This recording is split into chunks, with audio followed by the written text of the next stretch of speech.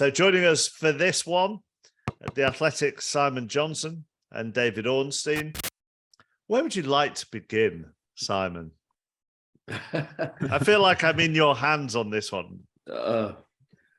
I suppose a place to begin, just to start with, is that Saturday was the first time the fans really voted with their voices about what's going on right now. They've been incredibly patient.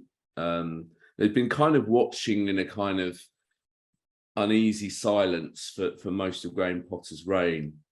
And there have been a few incidents with the odd few that sort of shouting at Graham Potter, but Saturday was a public vote against him, both the half-time boos, the full-time boos.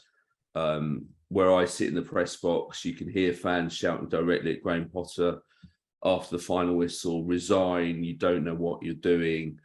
And Graham Potter was asked about some of the things shouted in his direction. And he is looking. I'm very familiar with this facial expression of haunted Chelsea manager looks when things are going really, really badly, and he is wearing that now. He's clearly feeling the pressure. I've got a lot of sympathy for him because he's a very nice man, but very nice men rarely succeed at Chelsea Football Club. Simon, further up the field, where is Pierre-Emerick Aubameyang?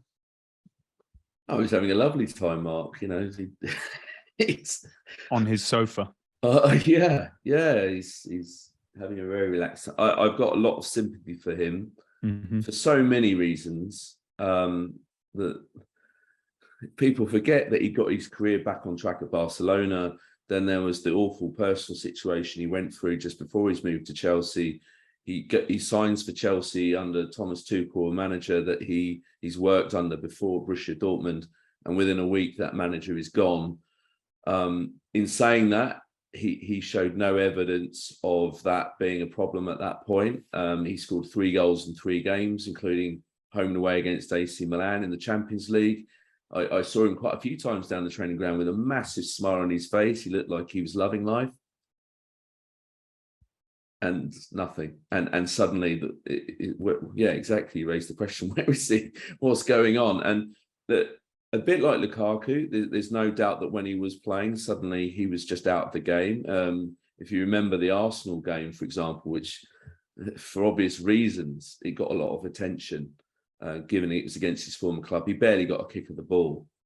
But he needs service. And the irony is that Chelsea have now signed the kind of players that can give him the service, in players like Joao Felix and Fernandes, but he's not there to benefit from it. And I just think it's an indication that his future isn't at Chelsea, so they're planning for those that do have a future at Chelsea. For example, Datro Fofana started his first game, one of the new signings, on Saturday, and Aubameyang was out the squad.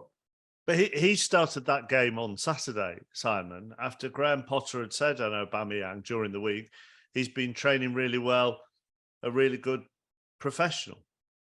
Yes, but he's going to say things like that, as in he's not going to criticise Aubameyang. We're almost going back to what we were discussing earlier. He's not going to come out and sort of say, yes, Aubameyang is doing this and the other, but he's not going to feature anyway.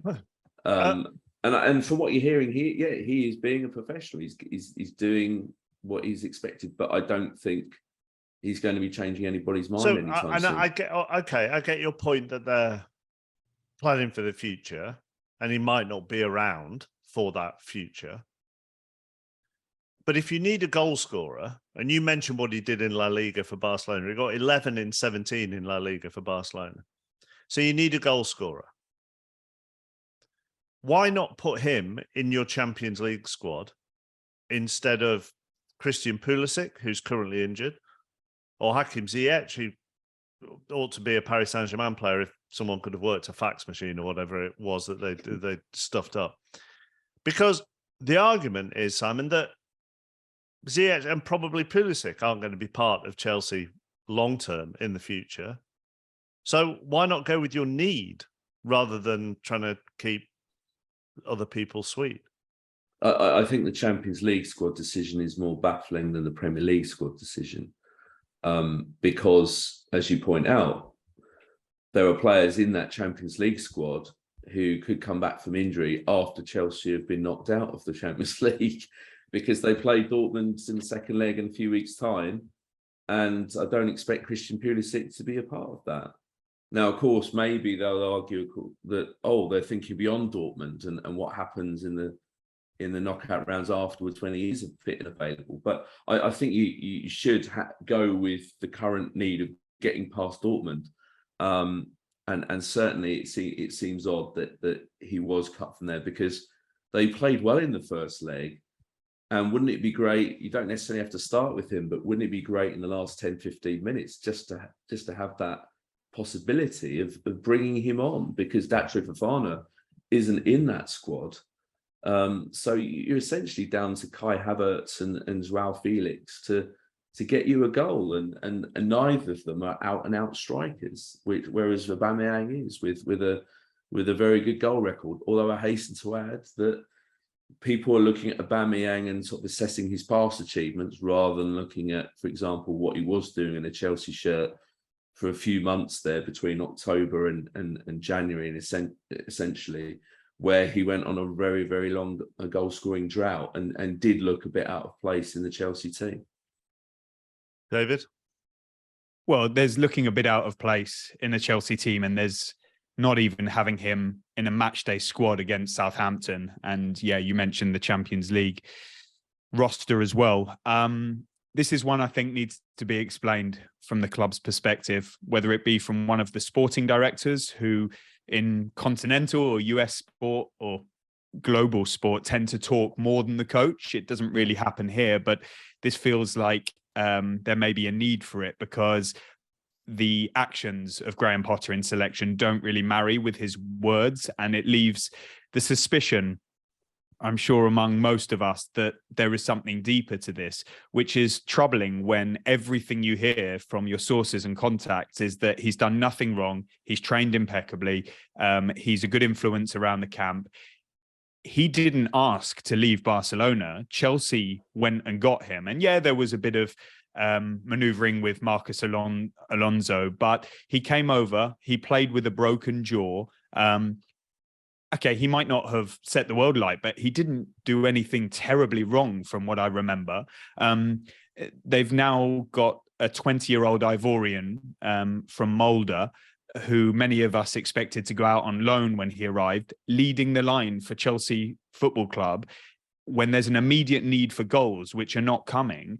And you've got a proven goal scorer who, unlike what was said in the Arsenal situation, from the club's perspective, has given no cause for him not being even in the equation. And the only conclusion I have is that something proper needs to be explained. Clearly, he has dropped down the pecking order behind the likes of Datro Fofana. Clearly, Chelsea crunched the numbers and run the analytics and don't feel he was producing to the levels they wanted him to. But who is now? And Chelsea have an urgent situation on their hands that needs to be resolved if they're going to finish the season with credibility. He can't influence the Champions League, but he can influence the Premier League. And most people would suggest take advantage of that. Yeah. And that would, those two things are really quite important there, Simon, aren't they? One, if this decision is being made by someone higher up, they need to explain that, because it puts Graham Potter in a very difficult position. And also they need goals in the Premier League, and he's available. I mean, and there are all these new signings. Play him, see what happens, because he can't do any worse than what's there at the moment. Exactly. The decision looks worse every time Chelsea play and don't score.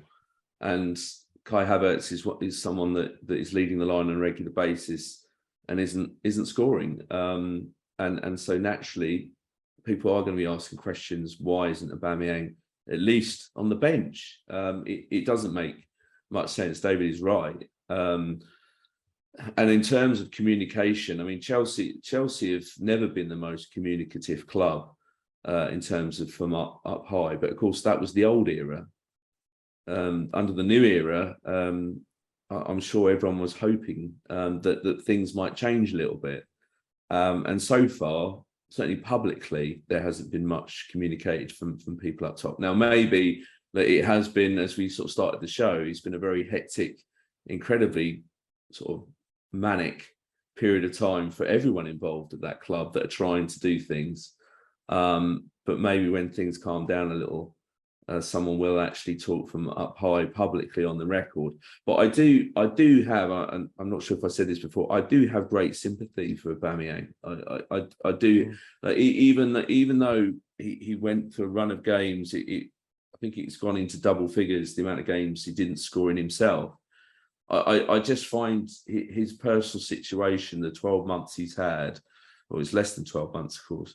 I think you can't help but feel sympathy for him that he joins a club and then so soon he's kind of persona non grata. He's been stuffed, hasn't he? He's been stuffed, and for a player who's had his behaviour picked over in the past, it's only fair to go the other way and go, actually, whilst he may not have behaved brilliantly towards a club in the past, in this occasion, he feels like he's the victim.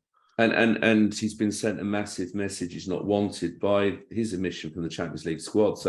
So mentally, that is going to be very difficult for any top pro. And of course, this guy has played at the very highest level. You can imagine how painful it must be to miss out on a game against Borussia Dortmund, his former club, where his reputation was basically built as a phenomenal goal scorer. But this is Chelsea Football Club, Mark. I always feel like I'm having to explain the unexplainable.